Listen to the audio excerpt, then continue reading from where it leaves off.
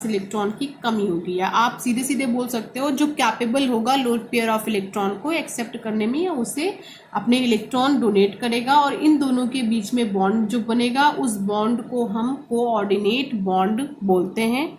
ठीक है, अब कोऑर्डिनेट बॉन्ड के थ्रू जो कंपाउंड हमें मिलते हैं उन्हें ही हम कोऑर्डिनेशन कंपाउंड के नाम से जानते हैं। ठीक है, अब ये तो एक जनरल सी बात हो गई है, थोड़ा साइंटिफिक वे में चलते हैं। तो सबसे पहले हम देखते हैं यहाँ पे लुईस बेस क्या होते हैं। तो सबसे पहला आपने पढ़ा ही होगा क्लास 11th में कि लुईस बेस ऐसे सब्सटेंस होते हैं, ऐसी स्पीसीज होती हैं जो इलेक्ट्रॉन पेयर डोनेट करने की कैपेसिटी रखती हैं। लाइक आपका NH2 है, H2O है, Cn नेगेटिव है, ये सब इलेक्ट्रॉन पेयर डोनेट करने की कैपेसिटी रखती हैं। इनके पास lone pair of electron present होता है। देन नेक्स्ट पॉइंट है हमारा लुईस एसिड। ओके, तो लुईस एसिड ऐसी स्पीसी होती है जिसके पास कैपेसिटी हो इलेक्ट्रॉन पेयर एक्सेप्ट करने की। ओके, जो इलेक्ट्रॉन पेयर को एक्सेप्ट करने की कैपेसिटी रखते हो। लाइक आपका Fe di positive, Fe tri positive, Cu di positive, ये ऐसे बहुत सारे मेटल्स हैं। ओके, तो सपोज करते हैं कि जो यहाँ पे M है हमारा, ये M एक्चुअली क्या है, लुईस एसिड है। ओके, देन यहाँ पर जो L है हमारा, एक्चुअली ये L हमारा क्या है, लुईस बेस है। इसके पास लोन पेयर इलेक्ट्रॉन है और ये अपने lone pair electron Lewis acid को डोनेट करेगा। तो ये जो मैं एरो बना रही हूं, ये एरो हमेशा रिप्रेजेंट करता है कोऑर्डिनेशन बॉन्ड को। ओके, तो लुईस एसिड और लुईस बेस के बीच में बनने वाले बॉन्ड को ही हम कोऑर्डिनेशन बॉन्ड के नाम से जानते हैं। और ये जो हमारा मेटल है ये सेंट्रल मेटल एटम है, जिन्हें इन शॉर्ट हम लोग CMA के नाम से भी जानते हैं। ओके, और ये हमारा सिंबल है कोऑर्डिनेशन बॉन्ड का, और ये जो जिसने डोनेट किया है उसको हम लिगैंड के नाम से जानते हैं, वो लुईस बेस है। ओके, अब देखिए, coordination compound are those compound in which central metal atom और आयन परमानेंटली अटैच। जो इन दोनों के बीच में अटैचमेंट है वो परमानेंट है टू सर्टेन एटम्स और ग्रुप ऑफ एटम, जो किसी भी पर्टिकुलर एटम या ग्रुप ऑफ एटम के साथ अटैच होगा, जिसको हम क्या नाम देंगे, लिगैंड का नाम देंगे। The ligands are capable of donating at least a pair of electron, जो कि कैपेबल होता है कम से कम एक पेयर ऑफ इलेक्ट्रॉन को डोनेट करने में, और किसको, to the central metal atom, किसको, सेंट्रल मेटल एटम को और आयन को, and get attach to it by coordinate bond, और ये इससे अटैच होता है और कोऑर्डिनेट बॉन्ड बनाता है। आई होप कि अब आपको डेफिनेशन समझ में आ गई होगी। ओके, नेक्स्ट हम बात करते हैं एक एग्जाम्पल लेकर। ठीक है, तो हमारे पास एग्जाम्पल है K4FeCN6। ओके, ये एक कोऑर्डिनेट कंपाउंड है। ओके, ये एक कोऑर्डिनेट कंपाउंड है। तो इस कोऑर्डिनेट कंपाउंड में अगर आपसे कोई बोल रहा है कि आप बताइए इसमें लुईस एसिड कौन है और लुईस बेस कौन है, ये आपको बताना है, तो आपके पास यहाँ पे कंफ्यूजन क्रिएट हो सकता है। यहाँ पर एक पोटेशियम मेटल है, एक है आयरन मेटल, तो इन दोनों में से लुईस एसिड कौन है। ओके, ये आपके मन में आ सकती है। तो कभी भी आपको अगर लुईस एसिड या लुईस बेस पूछा जाए कि बताइए कौन है, तो आप केवल ब्रैकेट के अंदर वाले को ही देखिएगा। ओके, तो ब्रैकेट के अंदर जो यहाँ पे मेटल प्रेजेंट है वो मेटल कौन सा है, आयरन है। और यहाँ पर जो प्रेजेंट है आपका जो इलेक्ट्रॉन डोनेट करेगा या लोन पेयर ऑफ इलेक्ट्रॉन जो डोनेट करेगा वो है क्या, Cn है। तो यहाँ पर जो Cn है वो एक्चुअली है क्या, लुईस बेस है। ओके, और Fe यहाँ पे कैसा बिहेव करेगा, लुईस एसिड। ओके, और Cn अपने इलेक्ट्रॉन किसको देगा, Fe को देगा। तो इन दोनों के बीच में कोऑर्डिनेट बॉन्ड बनेगा, इससे यहाँ पर अभी कोई लेना देना नहीं है। ओके, तो ये ऐसे आप पहचान लोगे। आप कोई भी एग्जाम्पल यहाँ पर ले सकते हो, ऐसा नहीं कि सिर्फ आपके पास यही एक एग्जाम्पल है, कोई भी बहुत इजी सा आप एग्जाम्पल ले लो। लाइक कि एक ये ले लीजिए Cr, ओके, NH3 और बाहर कर देती हूँ Cl3। ओके, ये आपके पास हो गया। तो यहाँ पर आपसे कोई पूछ ले कि आप बताइए लुईस एसिड लुईस बेस कौन है, तो ये ब्रैकेट के अंदर देखना है, ये आपका हो जाएगा लुईस बेस, और Cr जो मेटल है ये ऐसा बिहेव करेगा लुईस एसिड। ओके, एक और काफी बेसिक चीज है, उसे भी हमें जानना बहुत जरूरी है, वो है हमारा types of compound. Okay, types of compound. वैसे तो कंपाउंड्स बहुत ज्यादा टाइप्स के होते हैं, क्लास 10th में आपने स्टडी किया होगा, लेकिन यहाँ पर हम कुछ बेसिक टाइप की बात करेंगे। तो पहला जो हमारा कंपाउंड है वो होता है यहाँ पर simple salt. Okay, simple salt में एक्चुअली ऐसे सॉल्ट आते हैं जिन सॉल्ट को आप जो है डायरेक्टली पानी में डिसॉल्व करो, लाइक आपका NaCl है, और पानी में डिसॉल्व करो, ये तुरंत ही अपने आयंस में ब्रेक हो जाए। ओके, ये सिंपल सॉल्ट होते हैं। नेक्स्ट है हमारा डबल सॉल्ट। डबल सॉल्ट ऐसे सॉल्ट होते हैं जो सिंपल सॉल्ट से मिलकर बने होते हैं, सबसे इजी वे में। ठीक है, सिंपल सॉल्ट से मिलकर बने हुए होते हैं। लाइक मैं आपको एग्जांपल दे रही हूँ, अगर दो सिंपल सॉल्ट आपस में मिल जाते हैं तो हमें डबल सॉल्ट मिल जाता है। लाइक आपका एग्जांपल है FeSO4 dot NH4 2 SO4 dot 6H2O। इसको आप जानते होंगे, ये है आपका मोहर सॉल्ट। ओके, मोहर सॉल्ट, क्लियर। तो ये मोहर सॉल्ट को आप ध्यान से देखिए कि तो मोहर सॉल्ट एक्चुअली दो सिंपल सॉल्ट से मिलकर बना हुआ है। एक FeSO4 है, दूसरा आपका है NH4 का होल ट्वाइस SO4। तो एक सिंपल सॉल्ट है आपका FeSO4, दूसरा है आपका NH4 होल ट्वाइस SO4। ये आपका दो सिंपल सॉल्ट है और दोनों आपस में अटैच हुए हैं, और आपको क्या मिल गया है, डबल सॉल्ट।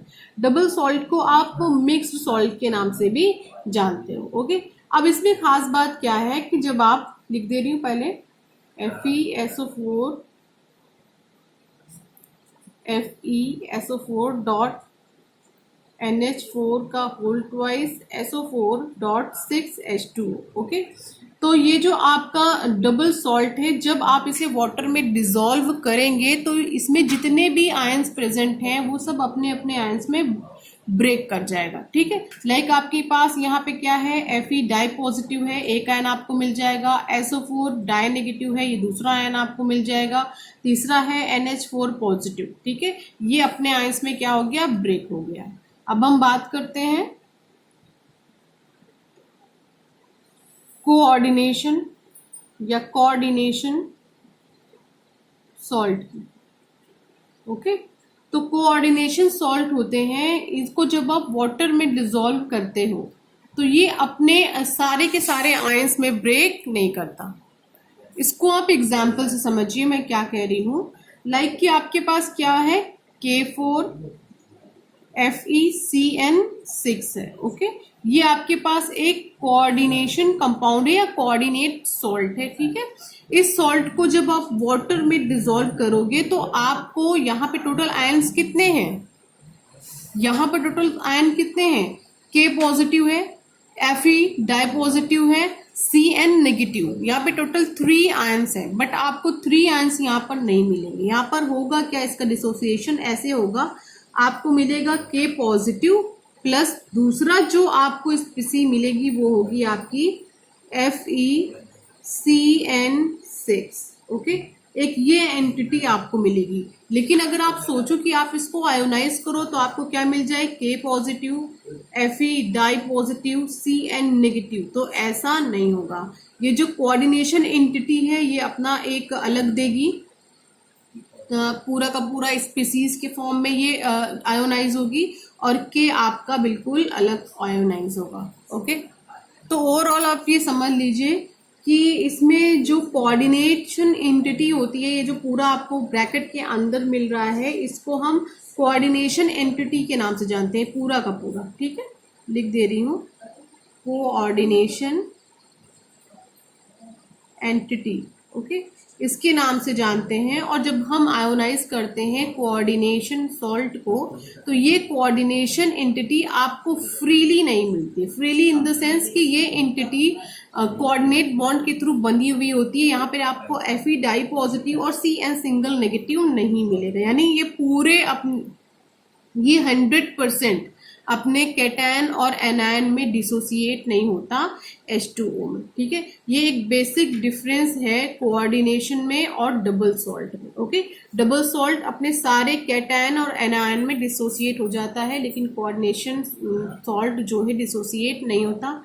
यहाँ पर जो कोऑर्डिनेशन एंटिटी है ये फ्रीली अवेलेबल नहीं होती है। ओके, तो बच्चों आप इसको ऐसे समझिए कि जो आपके डबल कोऑर्डिनेशन सॉल्ट होते हैं, इसमें K4FeCN6 का डिसोसिएशन कुछ ऐसे होता है। ठीक है, लेकिन अगर ये डबल सॉल्ट होगा तो ये अपने सारे आयंस में ब्रेक हो जाएगा। टोटल 11 आयंस आपको मिलेंगे, लेकिन ये सिचुएशन यहाँ पर अराइज ही नहीं होती। यहाँ पर कोऑर्डिनेशन एंटिटी अपना एक आयन देती है, बाकी जो आपके ये पोटेशियम आप देख रहे हैं ये 4 आयंस में ब्रेक हो जाता है। तो यहाँ पर टोटल आयंस आपको कितने मिलते हैं? 5 मिलते हैं। ये चीज अपने माइंड में बना के रखिए, यहाँ से क्वेश्चन काफी अराइज होते हैं। हमेशा अक्सर आप देखोगे कि आपको कोऑर्डिनेशन कंपाउंड दिया गया है और उसको आयोनाइज करने के लिए दिया गया है। ठीक है, और उसके बाद पूछा गया है कि यहाँ पर आपको टोटल कितने आयंस मिलेंगे। तो इसके केस में टोटल आपको 5 आयन मिलेंगे।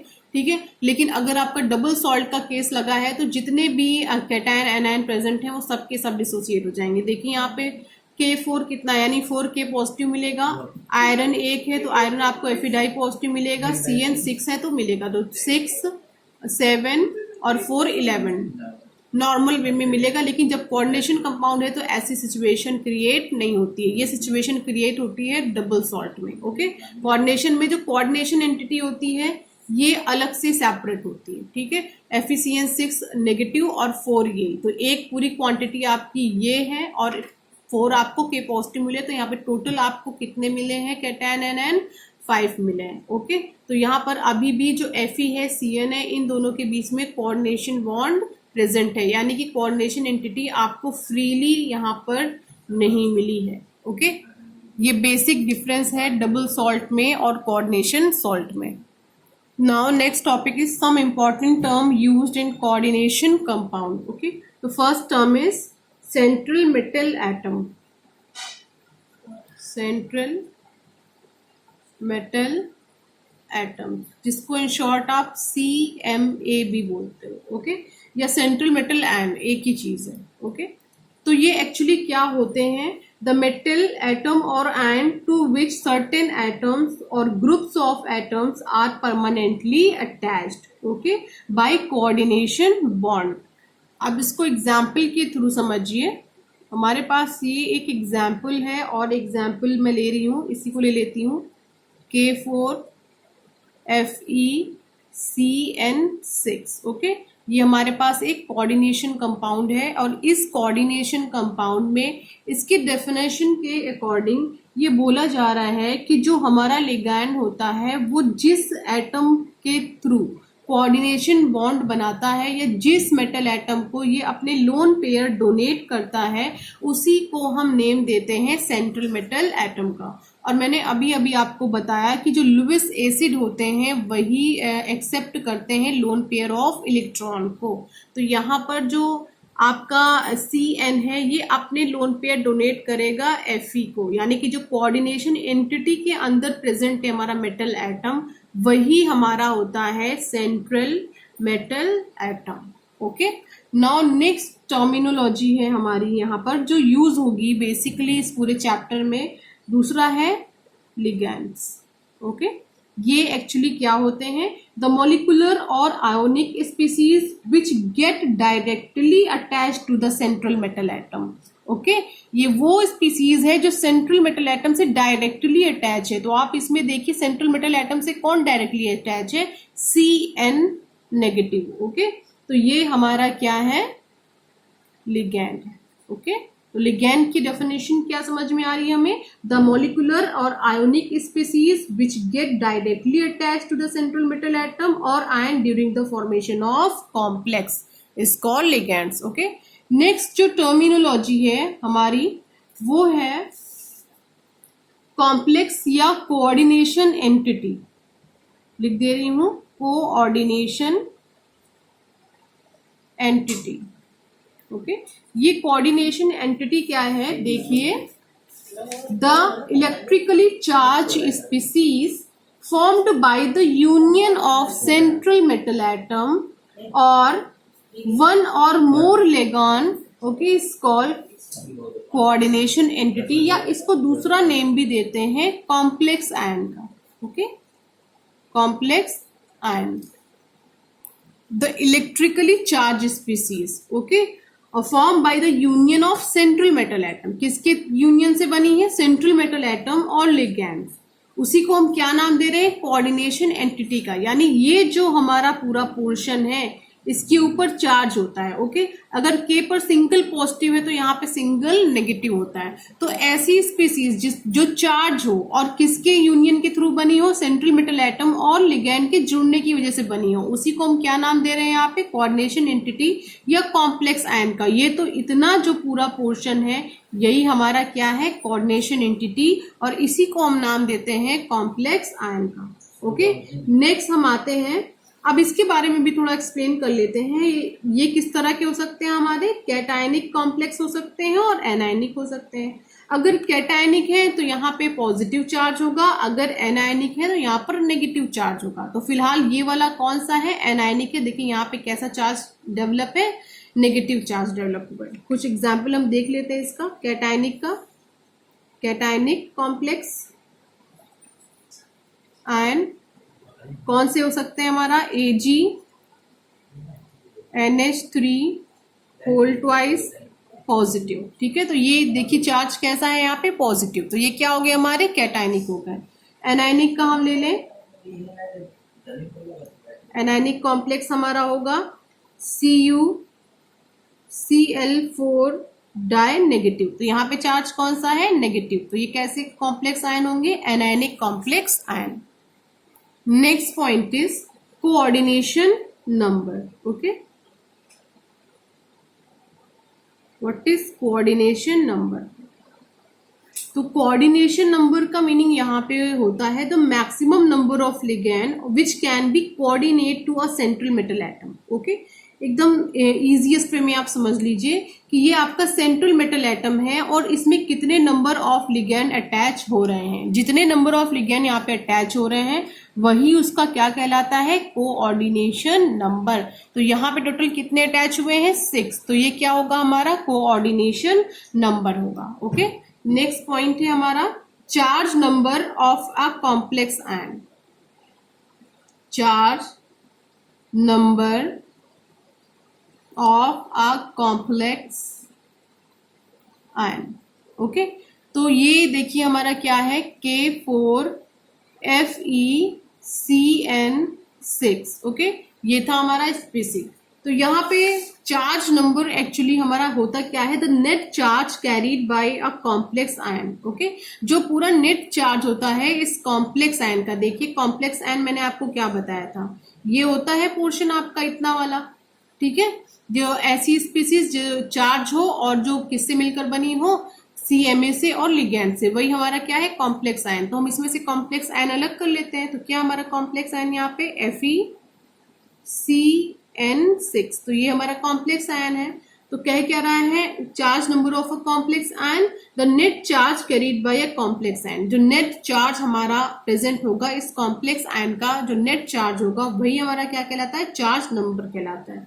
और इसका नेट चार्ज हम कैसे फाइंड करेंगे, आपको पता ही है कि Fe यहाँ पे कैसे प्रेजेंट है, Fe डाई पॉजिटिव। ठीक है, प्लस यहाँ पे Cn कितने हैं, 6, और हर एक Cn के ऊपर कितना चार्ज होता है, Cn नेगेटिव। अब इसके थ्रू हम क्या निकालेंगे, चार्ज कॉम्प्लेक्स। तो Fe डाई पॉजिटिव लिख देते हैं यहाँ पे, डाई पॉजिटिव, साइन किसका लगा है, प्लस का। 6 Cn नेगेटिव, Cn नेगेटिव 1 है, यानी 6 minus 1 is equal to 6 minus का यहाँ पे क्या हो जाएगा, 4 हो जाएगा। तो पूरा चार्ज जो इस कॉम्प्लेक्स आयन का हमें मिला है वो कितना है, -4। तो charge number of a complex ion is हमारा क्या आ रहा है, -4। ओके, तो ओवरऑल हमें ये समझ में आया है एक कोऑर्डिनेशन कंपाउंड में K4 जो हमारा है वो काउंटर आयन है, और इस ये जो ब्रैकेट लगा हुआ है, इस ब्रैकेट के अंदर जो मेटल एटम प्रेजेंट है वो हमारा सेंट्रल मेटल एटम है। देन Cn हमारा लिगैंड है, और कितने number of ligand central metal atom से अटैच है वही हमारा क्या है, कोऑर्डिनेशन नंबर है। और ब्रैकेट के अंदर जितनी भी स्पीसीज प्रेजेंट है वो हमारी कोऑर्डिनेशन एंटिटी या फिर कॉम्प्लेक्स आयन के नाम से जानी जाती है। Okay, now next topic is, तो हमारा नेक्स्ट पॉइंट है कोऑर्डिनेशन स्फीयर। ये एक छोटा सा पॉइंट है, ये भी आपको रिमेम्बर होना चाहिए।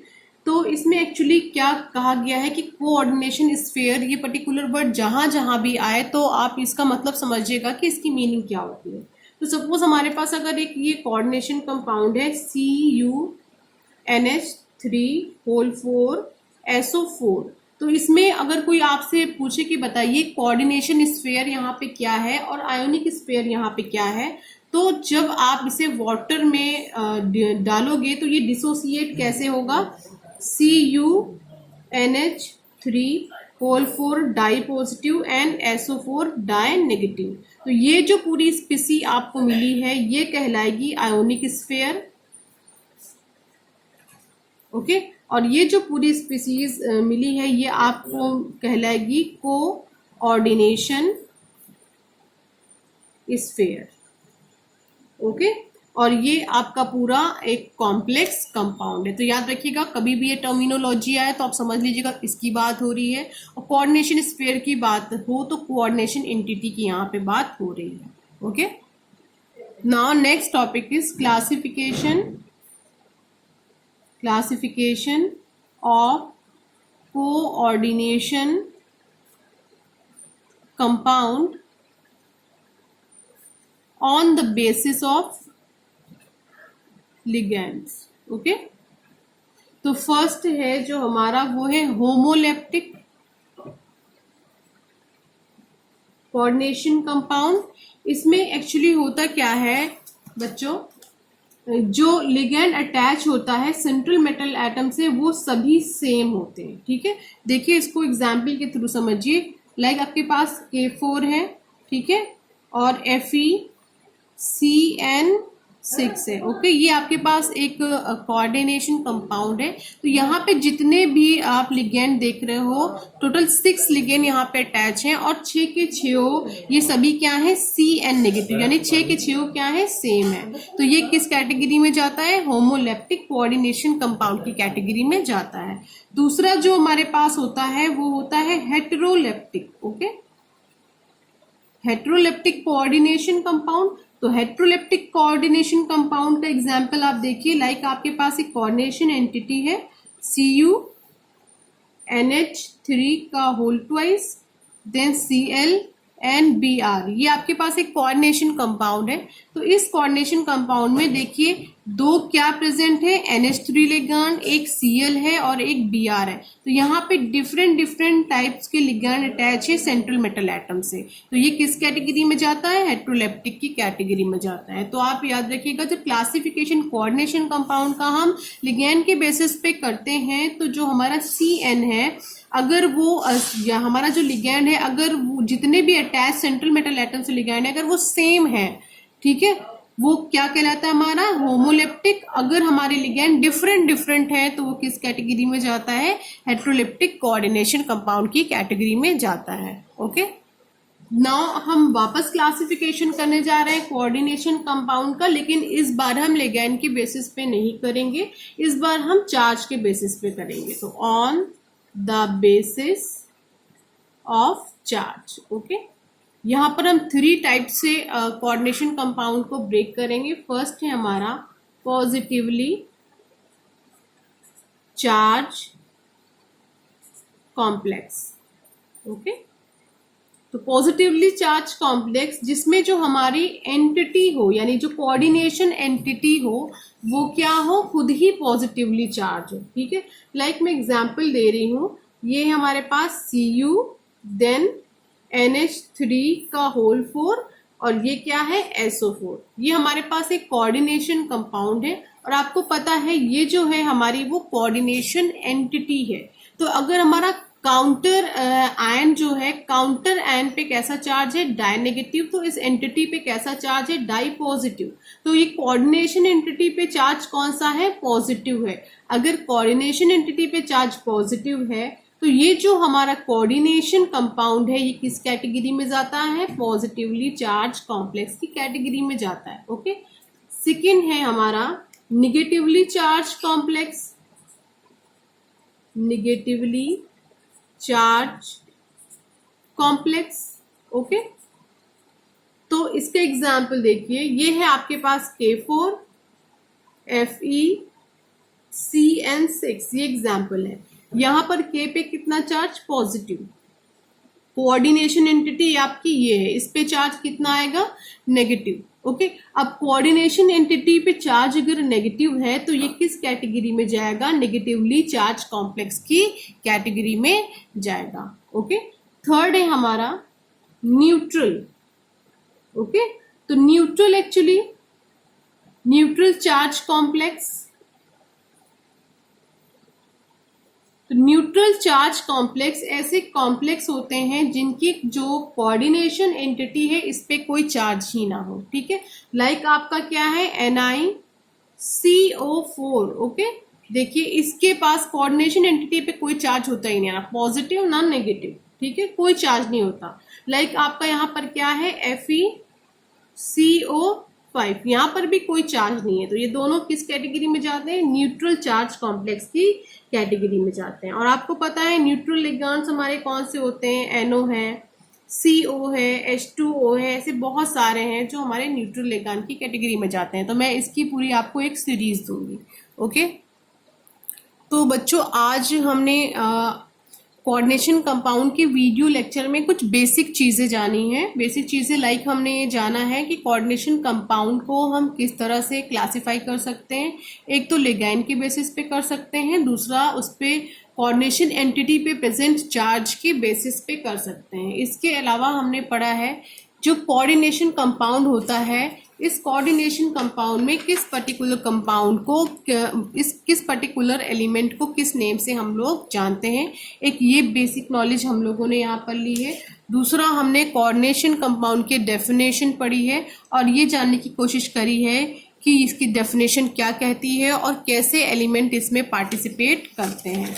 ओके, और इसके अलावा हमने टाइप्स ऑफ कंपाउंड्स को पढ़ा है, या बोल सकते हो टाइप्स ऑफ सॉल्ट को पढ़ा है, जहाँ सिंपल सॉल्ट है, डबल सॉल्ट है और कोऑर्डिनेशन सॉल्ट को हमने पढ़ा। हमारा मेन टारगेट यहाँ पे डबल सॉल्ट और कोऑर्डिनेशन सॉल्ट के बारे में जानना था कि ये क्या होते हैं। तो कुछ ऐसी छोटी छोटी सी बेसिक चीज़ें हमने आज के वीडियो लेक्चर में कवर करी है। नेक्स्ट हम स्टडी करेंगे क्लासिफिकेशन ऑफ लिगैंड्स। ठीक है, कंफ्यूज मत होना। अभी जो हमने क्लासिफिकेशन स्टडी किया है ये कॉम्प्लेक्स कंपाउंड का क्लासिफिकेशन है। एक हमारा लिगैंड के बेसिस पे हुआ था और एक हमारा जो कोऑर्डिनेशन एंटिटी है इस पे प्रेजेंट चार्ज के बेसिस पे हुआ था। नेक्स्ट जो टॉपिक हमारा होगा उसमें क्लासिफाई हम करेंगे लिगैंड्स को। ठीक है, और वो भी बेसिस ऑफ चार्ज यानी चार्ज के बेसिस पे करेंगे और नंबर ऑफ डोनर एटम्स के बेसिस पे करेंगे, और साथ ही हम बात करेंगे वर्नर्स थ्योरी के बारे में। तो ये दो टॉपिक हम लोग नेक्स्ट वीडियो लेक्चर में कवर करेंगे। Okay, thank you class.